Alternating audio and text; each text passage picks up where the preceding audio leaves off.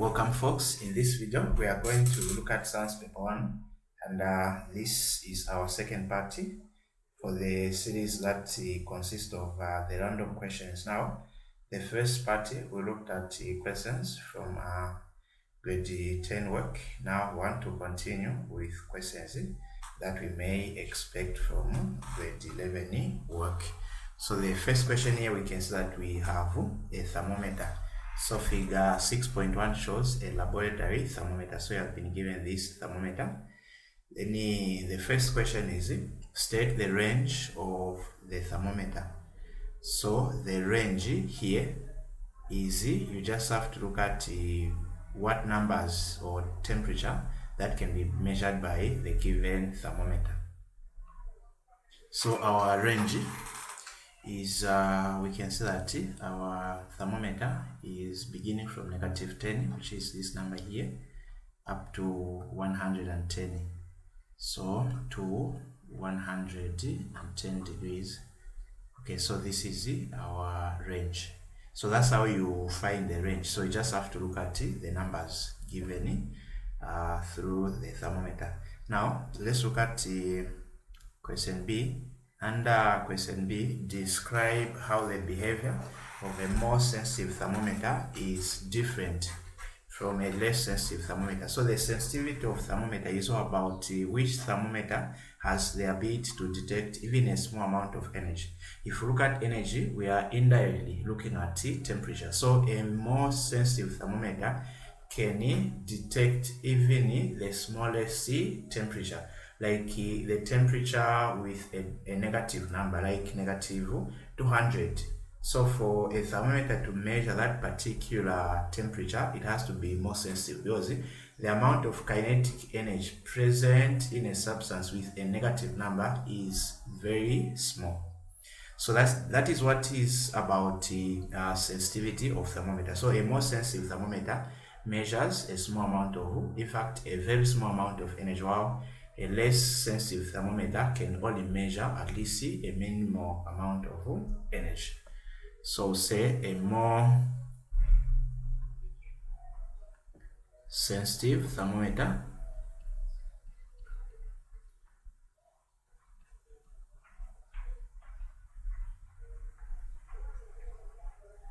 measures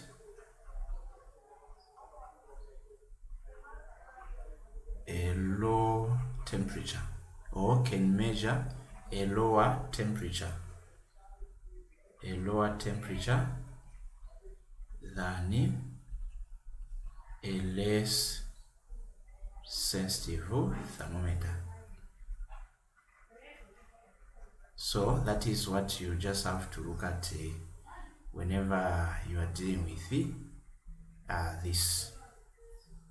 Then we can now look at state one change in the design of the thermometer to make it more sensitive. So what changes can we make if we are given, or if you are given the ability to make a thermometer? What do you think can you do to make it more sensitive compared to the existing?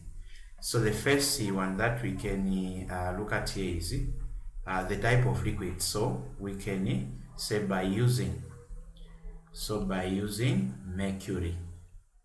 So mercury responds to heat more than alcohol. So a thermometer with such a liquid is more sensitive compared to a thermometer that has a liquid that responds slowly. Then the second one, we know if this is our thermometer like this one, then we have another thermometer like this.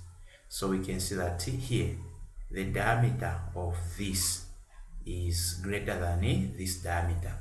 So if we have this tube here where the liquid is, it is easier for heat to penetrate through this thermometer here compared for the heat to move this distance until it reaches here. So the second one, by reducing. So say by reducing the diameter. So that's what we can do. Then apart from reducing the diameter, also by making sure that this wall becomes thinner, so for easy penetration. So by using a very thin glass wall, so we can use this. Then let's look at the other question. Describe how a clinical thermometer differs from a laboratory thermometer. So here we can say a clinical thermometer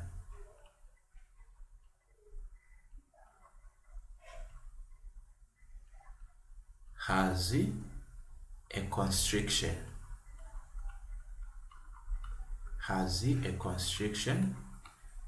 Which prevents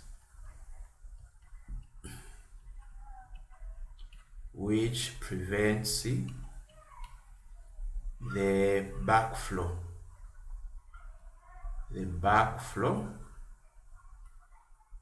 of mercury. So you know that if this party was not there, then if, for example, the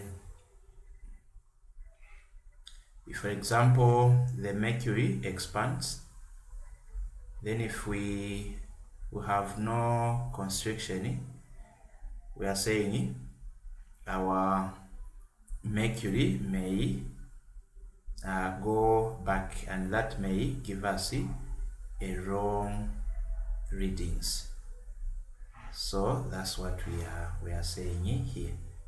So we can see that the question is also demanding that a diagram may be included.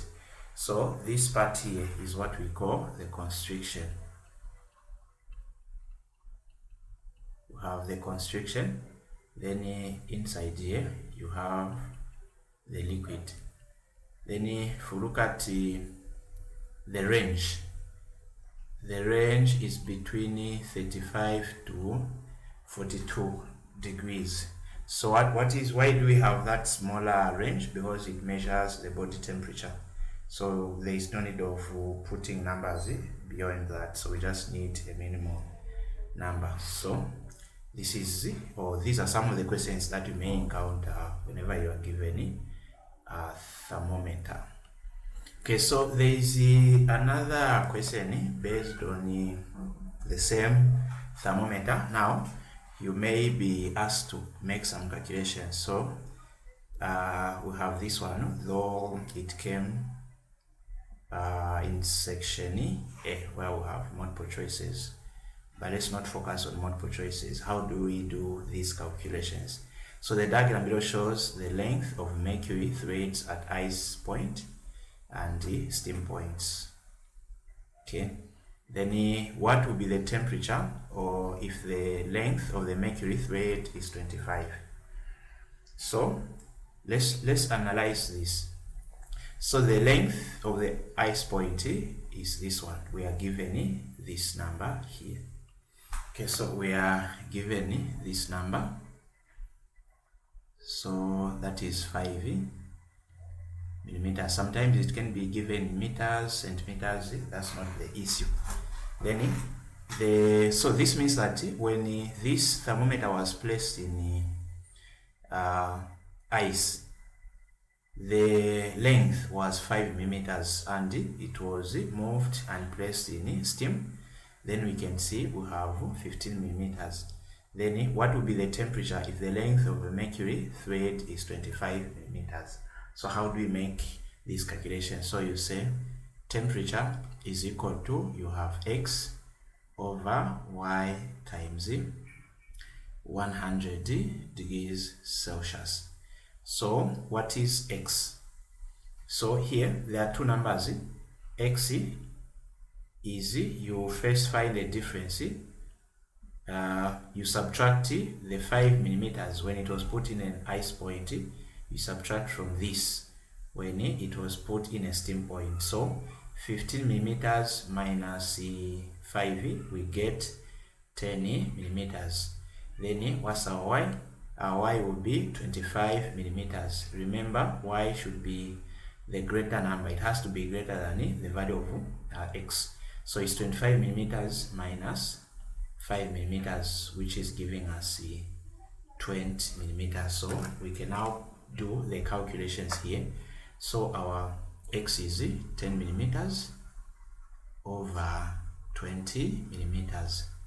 Then we multiply by 100 degrees. So we can now cancel. So we know that 10 divided by 20 will give us 0.5 times 100 degrees Celsius. And if you make the calculations, you get 50 degrees Celsius. So our answer is D. So this is what you do if you are given the calculations on a thermometer like this one. Okay, so now before we continue with other questions, there is something that I want to share with you guys about the gas laws. So we all know that under physics we have the gas laws. Under the gas laws, the first one we may look at here is the Boyle's law. Now it may be a challenge to some people, like if the question comes like state the Boyle's law. So the Boyle's law states that the volume of a fixed mass of a gas is inversely proportional to the pressure acting on it at constant temperature. So the three factors that you need to put into consideration whenever you are dealing with gas laws.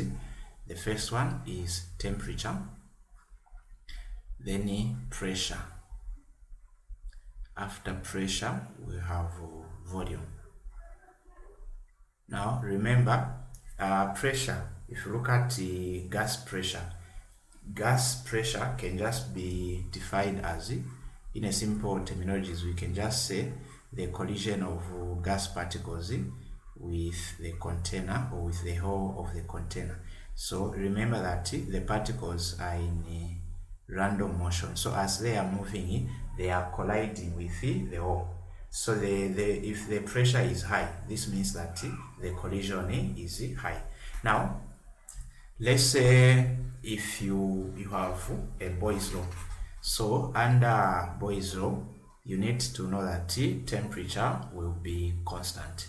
Now, if temperature is constant, what is the formula for Boyle's law? Because for some people it may be hard to recall this formula. So I want to see if maybe this can help you. So there is this formula that I want you to master. So you need to put this into memory. So this formula can be used to make any of the ideal equations. So the first one, we are saying under Boyle's law, temperature must be constant. So let's make T the subject of the formula. So you can see that T is already a subject of the formula. So what you have to do is, where there is T here, you replace with whatever that you have here. So this becomes PV is equal to PV. Then you say 1, 1, 2, 2. Then you have made the formula for Boyle's law. So this is what you can do if you are dealing with the Boyle's law.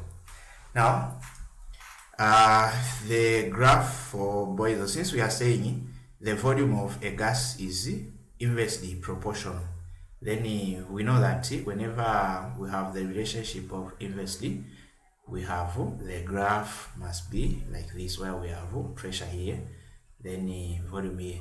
And the inversely means that if one factor increases, then the other factor will decrease. So this is about Boyle's law. Now let's say we want to look at Charles' law. So under Charles' law,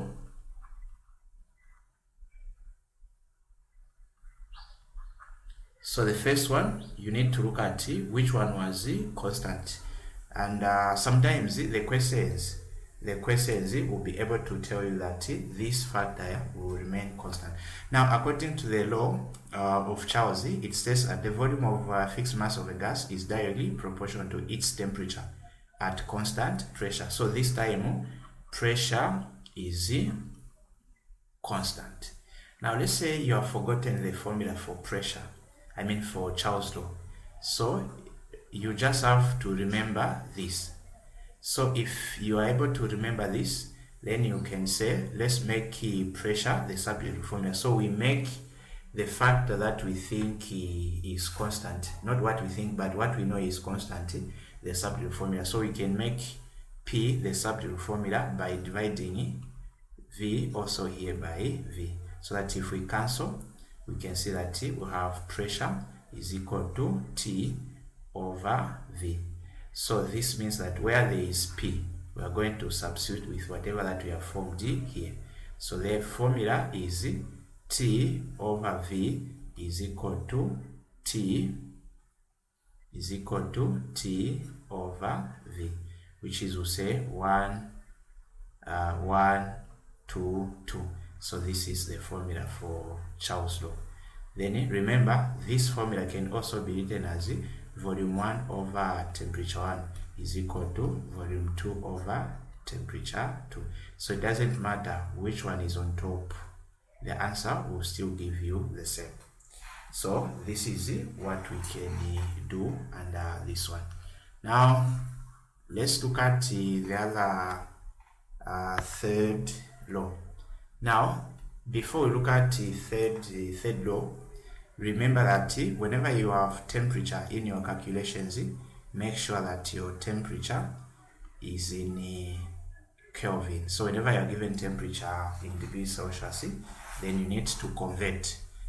So the formula is temperature in Kelvin is equal to temperature in degrees Celsius plus 273. Then the other law here is we have Gay-Lussac's law, which states that the pressure of a fixed mass of gas is directly proportional to its temperature at constant volume. So under Gay-Lussac's law,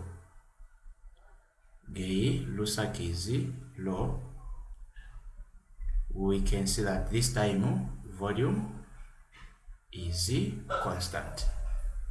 So let's look at this formula. PV is equal to T. So let's make V the substitute formula, so we can divide by P also by P, so that if we cancel, we have V is equal to T over P. Since we have made V, which is constant, the substitute formula, where there is V, we can substitute with T over P is equal to T over P. So say 1, 1, 2, 2. So this is the formula for Lussac's law. This formula can also be written as pressure on top, then temperature on the bottom. It's the same. So these are the three laws that you need to make sure that as you are going to write your examinations, you need to know these laws. Then the other thing here is I want you to look at how these laws are.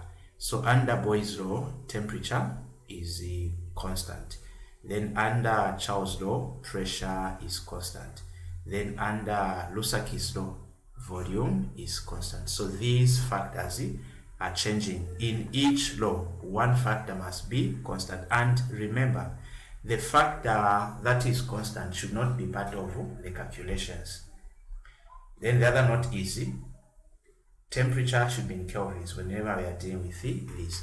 Now there is another, the last one, which is the one we consider to be an ideal gas equation. Now an ideal gas equation says that the product of pressure and volume divided by the temperature of a gas is always constant. Now what does this statement mean? So we know the formula that is helping us to make the formula that we are dealing with. So here, now under ideal gas equation, all the three factors must change. There is no factor that will be constant. So if these three factors, if pressure, volume and temperature, if these three factors are changing, then let's make where there is T, we make it 1. So let's divide by T over T. Since they are all changing, we want them to be on one side. So 1 is equal to PV over T. So where there is 1, we can replace with this. So we have PV over T is equal to PV over T. So we can say 1 upper 2 2 2. So this is the ideal gas equation. So you use this equation if you have seen that all three factors are changing.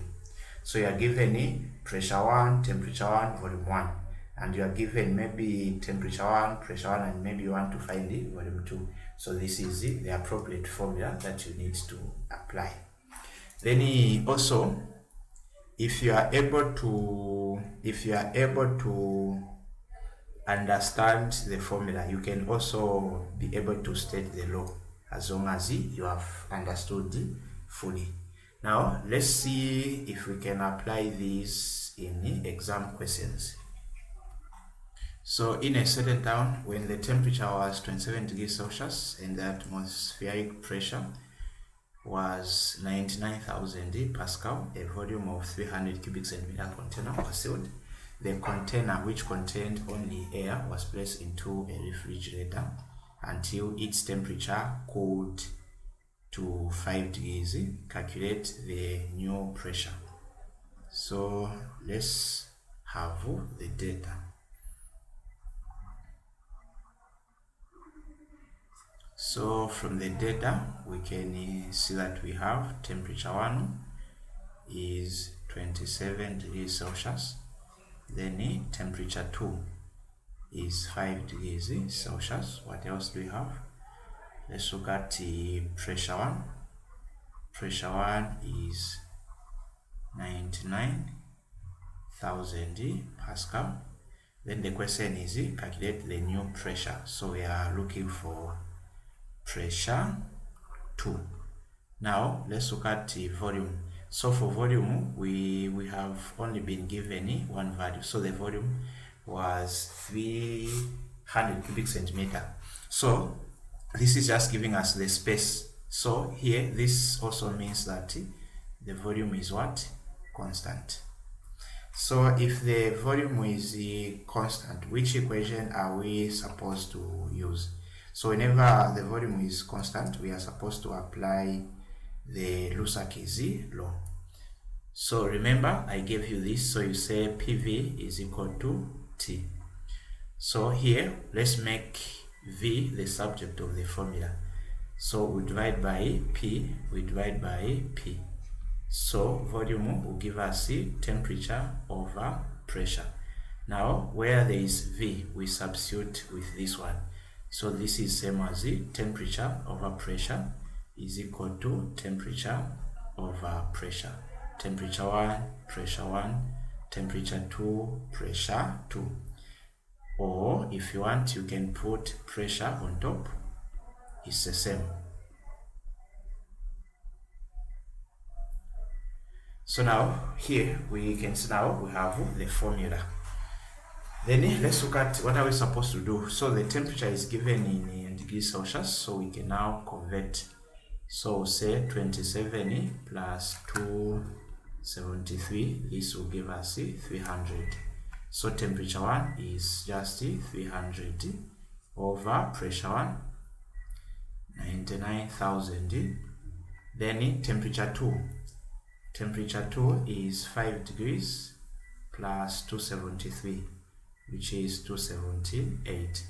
So we have 278 here over P2.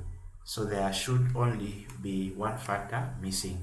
So 300 times P2 is equal to 300 P2. Then if we multiply 99,000 times 278, so I'm getting 27,522,000. Then if we divide by 300, also by 300, so pressure 2, our new pressure will be 91,740, so say Pascal. Now, is this answer making sense? Remember, we said that Lussaki's law states that the pressure of a fixed mass of a gas is directly proportional to its temperature. So if pressure increases, the temperature must also increase. So the reverse is true. Now let's look at what happened. So temperature 1 was 27. Then temperature 2 was 5. So we can see that the temperature dropped. So if the temperature dropped, then our pressure must also drop. So we can see that 91,740 is less than 99. So our answer is making sense. Okay, so now let's look at the question 6. Now here we move on to question Z based on waves. So figure 6.1 shows a pattern of a wave on a string. Okay, then we have this wave. Okay, then the first question, question A, name the type of wave shown in figure B6.1. So this is a transverse. So you should be able to identify a wave based on its structure. Because if you look at longitudinal, you may have a structure like this.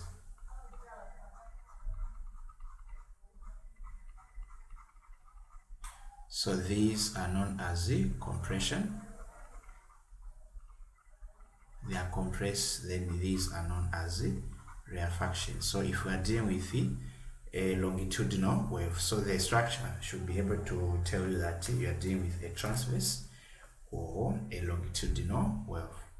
Now, what is the period of the wave? So how do we find the period? So we need to look at how do we find the period. Now, the point is, first, if you are given time in x-axis like the given diagram, period is or can be gotten from the same graph.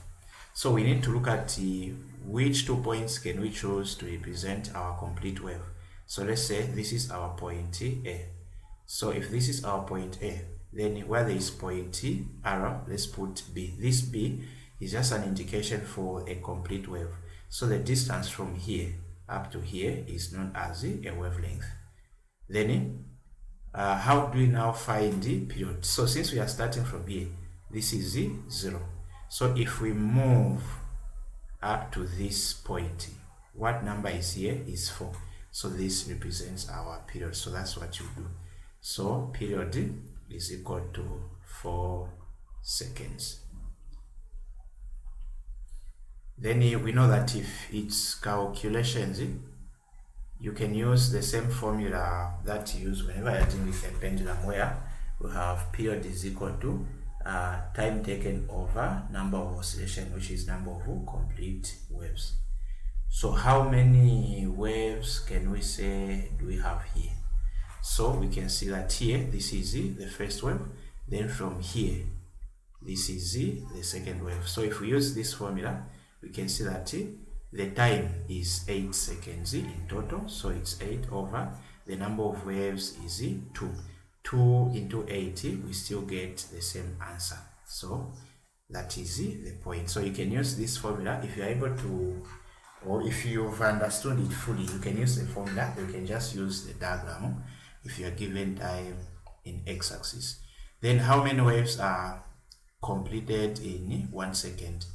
So let's go back to this diagram. So if this here is 0, here we have 1, 2, then 3, then we have a 4.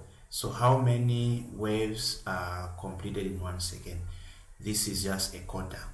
Now, what is this question indirectly asking us? This question is the same as calculate the frequency.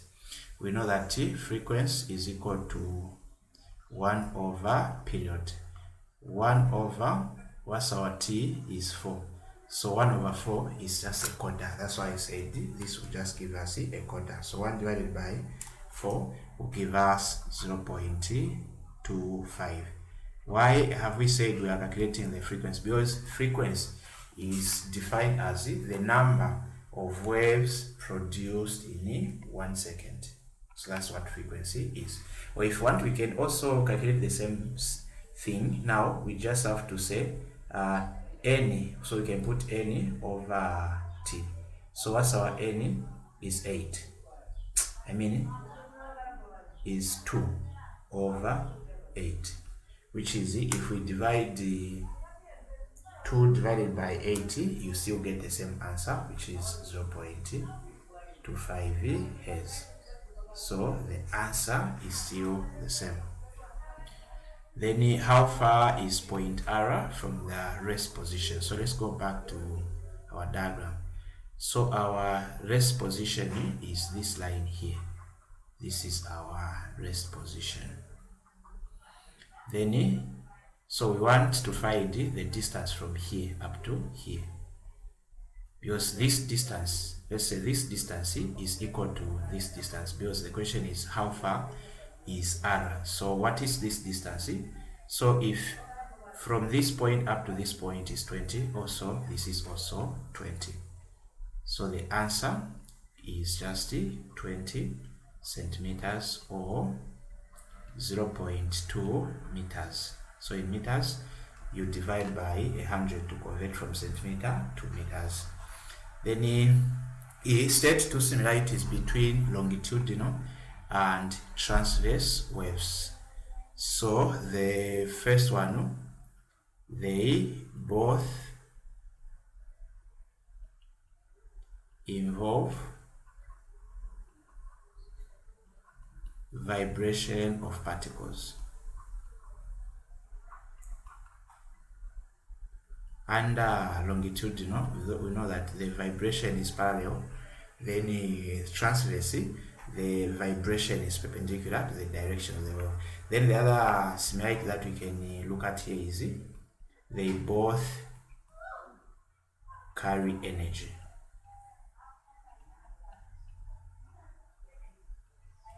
So as a wave is moving from one position to another position, energy is transferred. And remember, whenever we are dealing with the wave, the particles does not move.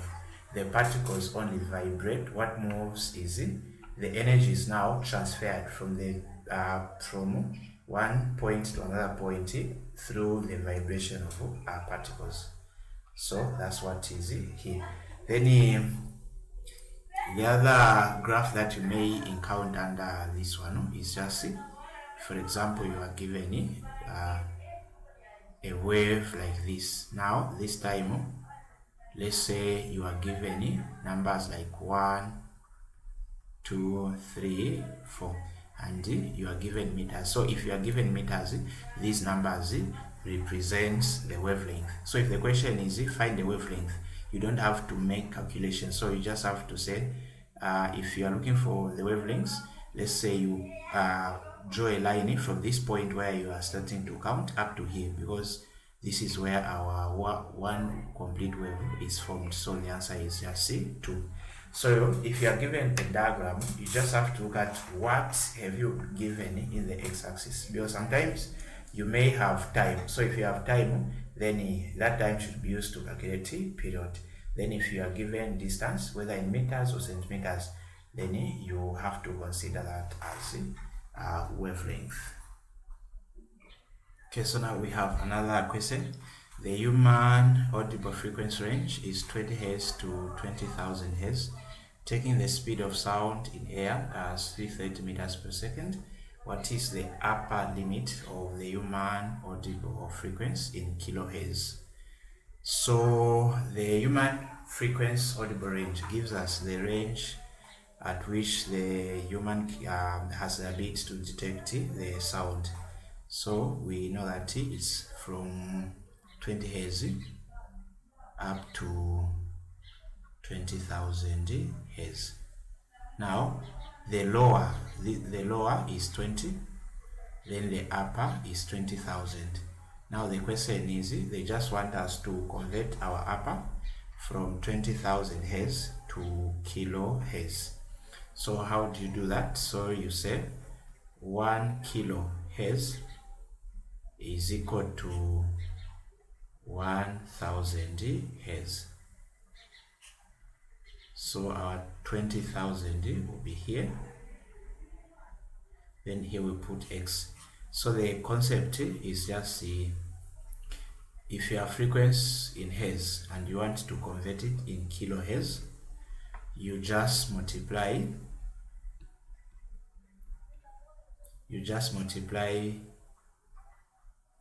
from kilo to hertz you multiply, then from hertz to kilo you divide. So that's what the concept is. So this is 20 kilohertz. So the prefix kilo means 1,000. That's why we have kilometer, we have kilowatts, we have kilohertz. So the word kilo simply means 1,000. So if want, we can say 1 kilohertz is equivalent to 1,000 hertz. So from kilohertz to hertz, remember to multiply by 1,000. Then the reverse is also true. You divide by 1,000. So from hertz to kilohertz, you divide by 1,000. So that's what you do. Then what is the wavelength of the lower limit of the audible frequency? So the formula is speed, velocity is equal to frequency times lambda. So we are solving for lambda, so we divide by frequency, also by frequency. So we know that lambda is equal to, velocity is given is 330.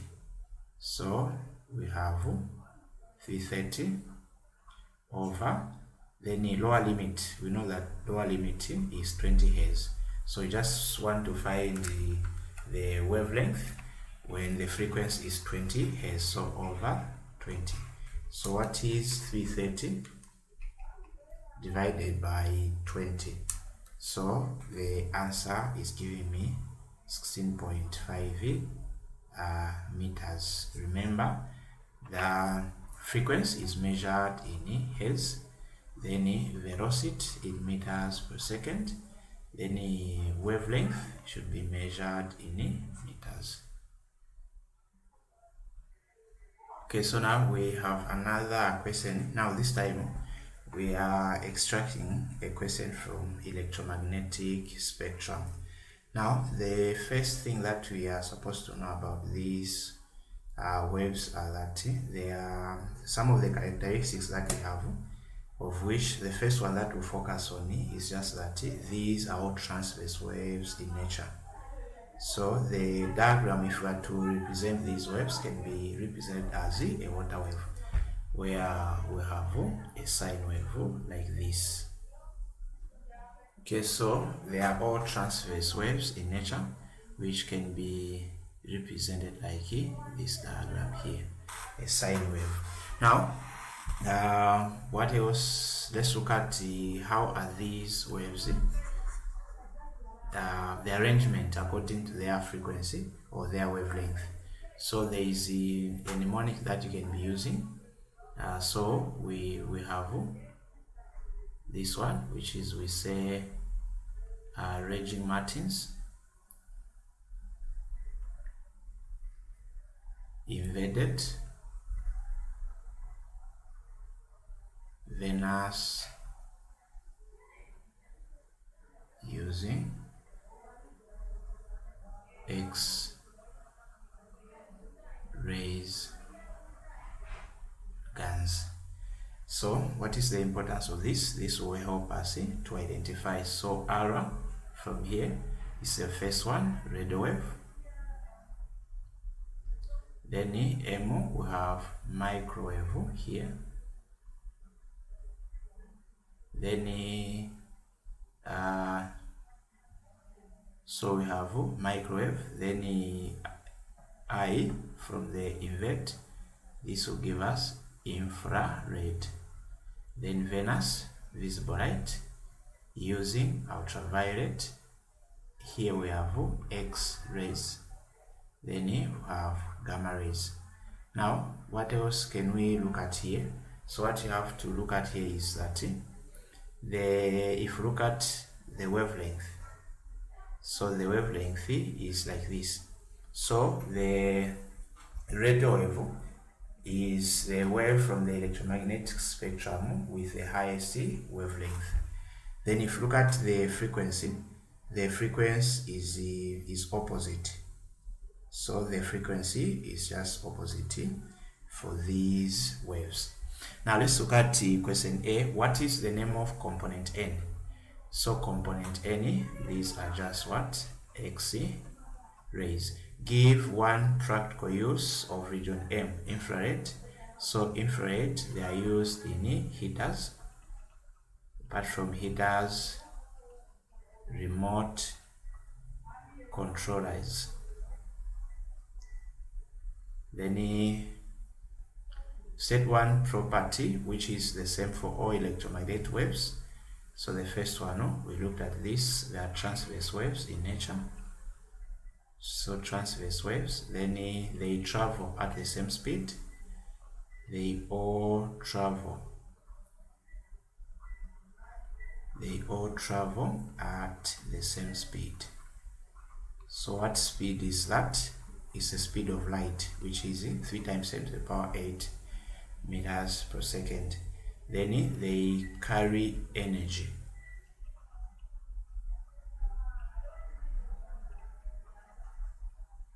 So these are some of, then they also can travel through a vacuum.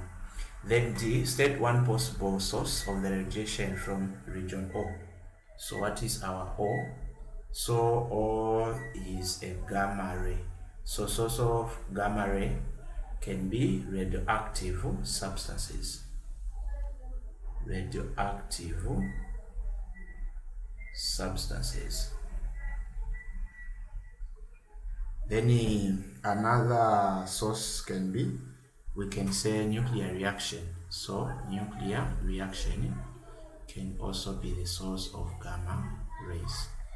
So you just have to look at, if you are starting for this question, you have to look at the characteristics, then uses, properties, the arrangement, things like that. Now we will just look at question 6. Question 6 is also has to do with the wave, but here we are dealing with light. Why do we say light? Because we know that the formation of an image using a lens depends on light. That's why we have light rays here. So figure 6.1 shows a converging lens of focal length 2.0 centimeters used to produce an image of an object 2.0 centimeters tall placed 5 centimeters from the lens. Using the information given above, draw to scale figure 6.1 array diagram to locate the image formed. So the first one, if let's say you are not given anything, so you need to draw your principal axis. So this is our principal axis. Then the second one, you indicate where the lens is. Then let's look at the focal length. So the focal length is 2 centimeters. So you need to use your rule. You just have to do it as if you are doing construction, since we are told to draw to scale. So you need to measure 2 centimeters from where the lens is. So this is our focal point number 1. Then another 2 centimeters. Then we are going to have focal point number 2. You do the same to the right side. You put the focal point number 1, then focal point number 2. Then we go back to our question. So is placed 5 centimeters from the lens. So the distance of an object is 5 centimeters. Remember, each focal length is 2 centimeters. So 5 centimeters will be somewhere here. So this is where our, then the other thing is, make sure that your height must be measured. It has to be 2 centimeters, as we are given this 2 centimeters tall. So that's our height. So this is our object. Then the second step, after drawing this, the second step is draw a parallel ray of light to the x-axis. Then upon touching the lens, you need to bend and pass through the focal point number 1. So make sure you use the rule. Then from there you draw another line. Now this one must pass through the focal optical center.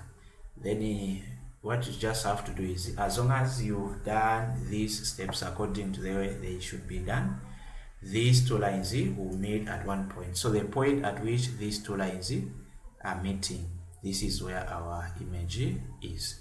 So that's what you have to look at here. Then so we have done the first one. Calculate the magnification of the image formed. So we want to find the magnification. So before we find the magnification, let's first look at how can we find the distance of an image, which is di. So we use this formula. 1 over focal length is equal to 1 over distance of an object plus 1 over distance of an image. So 1 over focal length is 2, 1 over distance of an object. So the distance of an object we are given from the question, which is 5 centimeters. So it's 5 plus 1 over di. So we can now do this. So we'll multiply by whatever number and variable that we have on the denominator part. So we multiply by 2 times 5 times di, so that we get rid of the fraction. So this whole thing will multiply with this. So if we want to show our working, this is 1 over 2 times 2 times 5 times di. We know that this will cancel. So here we are going to have 5 di. Then we'll do the same. We'll multiply 2 times 5 times di with 1 over 5. So it's 1 over 5 times 2 times 5 times di. So this cancel. This will give us 2 di. Then plus 1 over di times 2 times 5 times di. So di will cancel. This will give us 10. Then we can collect the like terms. So 5 di minus 2 di is equal to 10. So this will give us 3 di is equal to 10, which is over 3 over 3. So distance of an image should be 10 divided by 3, which is just giving us 3.333, which is we have a recurring number here, centimeters. So this is our distance of an image. Now we can proceed to solve for let's solve for now magnification. So we'll say magnification is equal to distance of an image over distance of an object. So distance of an image is 3.333 centimeters over distance of an object is 5 centimeters. So these will cancel because it's a ratio. So if we do mathematics here, I'm getting 0.7 as our magnification. So whenever you have a 0 point something number in terms of magnification, this tells you that the image is diminished. The image is smaller than the object, and we can tell from our diagram that we are not going to get the same height of this as these 2 centimeters. So that's what the number. So the magnification tells you how much an object has been magnified. So as you are studying, you need to go through these ray equations, because this topic is coming from grade we have grade 11. Now let's just look at the second question. So this is has to do with the magnets. It's also grade 11. So figure B 7.1 shows magnetic field lines sorry, between the poles of two magnets. Okay, name the point R. So here we can tell that we have a repulsion. So this is a repulsion. So name point R. So this is a neutral point. So this is a neutral point. Now, if you look at the nature of magnetic field lines, they move or they originate from the North Pole to the South Pole. So if we have this arrangement, then we are looking at the attraction. So the attraction is denoted by this. Then the other thing is, whenever you are trying to indicate the pose of a given equation based on magnets, so you just have to look at where the arrows are pointing or where they are coming from. So where they are pointing to is the South Pole, where they are coming from is the North Pole. Now we can now look at question B. If P is a South Pole, what are the poles Q and T? So we can see that Q is where they are coming from. So this should be North Pole. Or we can just say if P we are told is South Pole, then the other one must be a North Pole. Then what of T? So this should be a North Pole since north-north repulsion. So this should be South Pole.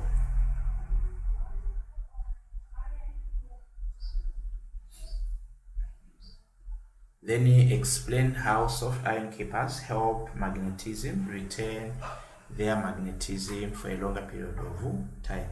So we can say by placing magnetic material at the end of each pole, and this will form a complete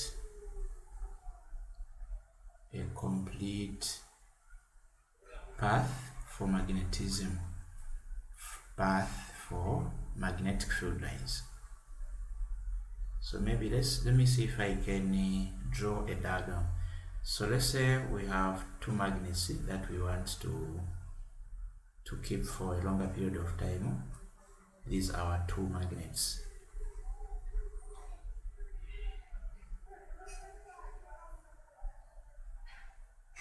So let's say this is the South Pole here, then the North Pole. So we have to make sure that on top we put a magnetic material, also here a magnetic material.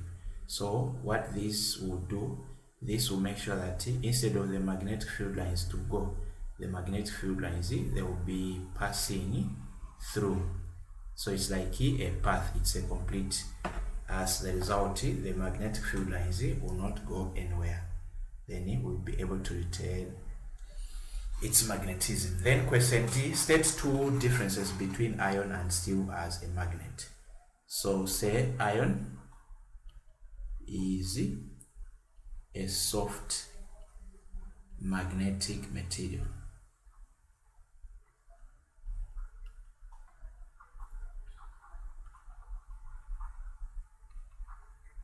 While steel is a hard magnetic material. So this has to do with the magnetization, and we at least know that iron is easy to magnetize compared to steel. Then the other one will say iron is easy to magnetize.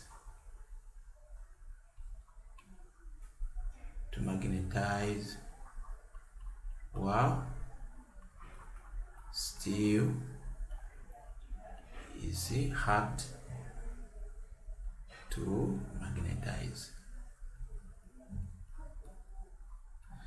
So then also the other thing that you can look at here is maybe definition for magnetic field lines. So the magnetic field lines, if I have this magnet here, then North Pole, South Pole, the magnetic field lines will just give us the region in which the strength of a magnet can be felt, or the influence, or maybe you are told to draw. So whenever you are trying to draw a magnet, make sure that the magnetic field lines runs from the North Pole toward the South Pole. Okay, so now here we have a question from the waves, which is light. So shows light in air striking the vertical side of a rectangular glass block at an angle of this. Okay, then the refractive index of the glass is 1.6. What is the refractive index? So the refractive index can be defined as the ability of a medium to refract or to make light to bend, or we can just say this is the ratio.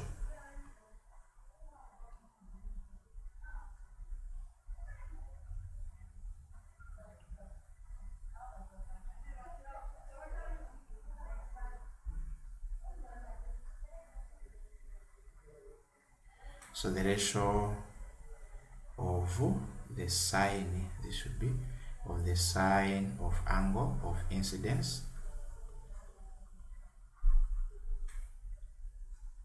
to the sine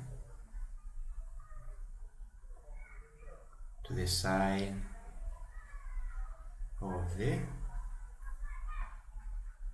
angle of refraction. Then you calculate the angle of refraction. So the formula is n is equal to sine I over sine r. So refractive index is 1.6 is equal to sine, what's our angle of incidence? So the angle of incidence is this one, 60. So we have sine 60 over sine r over 1, we cross multiply. So 1.6 sine r is equal to sine 60 over 1.6 over 1.6 sine I, this should be I, sine I, so say should be, oh sorry, r, yes, r. So sine 60 divided by 1.6, so I'm getting 541265877. Then we shift, so we have r is equal to sine of inverse of 0.541265877. So r is equal to shift sine answer, so I'm getting 32.8, which is same as 33. Then what is the critical angle of the glass block? So the critical angle will now say n is equal to 1 over sine of critical angle. So over 1 we cross multiply. So n sine IC is equal to 1 over n over n. So sine of IC is equal to 1 over 1.6, which is sine IC. So what is 1 divided by 1.6? So I'm getting 0.625. Then we shift this. So critical angle is equal to sine of 0.625, will just give us now So my answer is 38.7 degrees as our final answer. So the other questions that we may expect from here is, maybe let's do this. So if this is maybe water or a glass, if we are comparing air to glass, remember that a glass has more denser medium, because sometimes you may encounter a question where you are told to draw the diagram for refraction. So if the ray of light is coming in this direction, so this is our angle of incident. Then we have our, not angle of incident, but the incident ray. The angle of incident is here. Then this light will bend, and the reason why it is bending, because the optical density of glass is much greater than that of air. So here we are going to have angle of refraction. Then this will give us a refracted ray. Then if now let's say this ray of light now goes back into air, so we're expecting it to go in the same direction as this. So this one is now known as the emergent ray. Then this angle, we can see that if a ray of light moves from more denser into less, it bends out from the normal. Then from less into more, it bends toward the normal.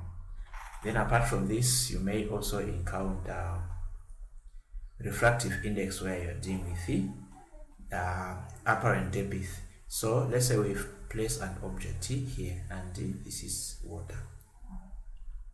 So if you look, if the observer is somewhere here, this object, let's say this is a coin.